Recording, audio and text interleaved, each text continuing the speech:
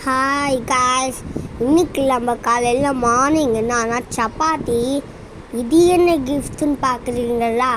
எங்கள் அப்பாவுக்கு birthday gift எங்கள் அக்கா செஞ்சிச்சு. எங்கள் தாத்தா வேற ஒரு டெய்லரிங். அந்த இடத்துல எங்கள் அக்கா பேர் எங்கள் தாத்தா வேற டைலரிங் பேக்கை தைப்பாங்க, எல்லாமே தைப்பாங்க. உங்களுக்கு என்ன வேணும்னு சொல்லுங்கள். அவங்க நிறைய இதில் தைச்சிருக்காங்க. நானும் அவங்க கூட சேர்ந்து ஹெல்ப் பண்ணிட்டுருந்தேன். அந்த இடத்துல பேக் இப்படி மாட்டுறது செஞ்சுக்கினேன். ஆனால் ரொம்ப கஷ்டமாக இருந்துச்சு. எனக்கு எங்கள் அப்பாவுக்கு பர்த்டேனால நாங்கள் நிரோலுக்கு வந்த உடனே கேக்கு எடுத்து ஆரம்பிச்சிட்டோம். எங்கள் அப்பா அவங்க வெட்டவே மாற்றிக்கிறாங்க. எங்களை தான் வெட்ட வச்சாங்க. சரி நாங்களே வெட்டினா எங்கள் அக்கா நான் மறந்தே பெற்ற கேண்டில் ஊத. நல்ல வேலை எங்கள் அக்கா பண்ணிச்சு, இல்லை கேக்கை பற்றி கீழும். எங்கள் அக்கா ஃபஸ்ட்டு ஊற்றுச்சு, நான் செகண்டு ஊற்றுனேன். எங்கள் அம்மா வேற எங்கள் மூஞ்சிய ஃபேஸ் கேக் வெட்டி முடிச்ச உடனே நாங்கள் ஷாப்பிங்க்கு போனோம் சிவாஜி நகருக்கு.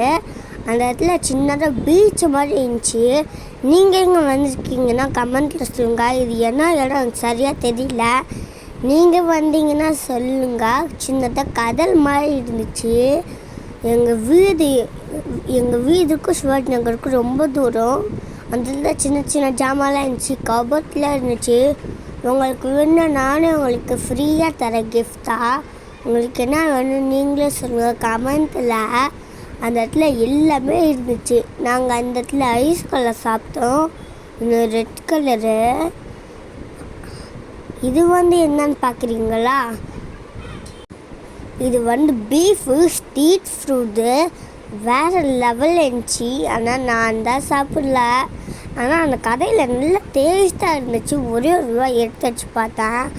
அந்த இடத்துல ஒரு பாவு தராங்க, உள்ள மசாலாலாம் இருந்துச்சு. நான் அந்த இடத்துல எதுவுமே சாப்பிடல, பனிமுட்டை சாப்பிட்டு வந்துட்டேன்.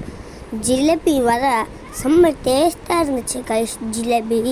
அதுக்கப்புறம் நாங்கள் மார்க்கெட்டுக்கு வந்து எல்லாமே வாங்கிட்டு நியலுக்கு வந்து எங்கள் வீட்டில் 4 மாலை ஏறி போனோம். 4 மாலா ரொம்ப கஷ்டமாக இருந்துச்சு, கால் வலிச்சிச்சு. அந்த ட்ரெயினில் வேறு எனக்கு மட்டும்தான் கிடச்சிச்சு. எங்கள் அம்மாவுக்கு எதுவுமே கிடைக்கல. நானும் அப்படி எங்கள் அம்மாவுக்கு ஜாலியாக வெளியே நின்று பார்த்துக்கிட்டே வந்தேன், எதை போனால் போடுன்னு. அந்த இடத்துல வியூ செம்ம சூப்பராக இருந்துச்சு.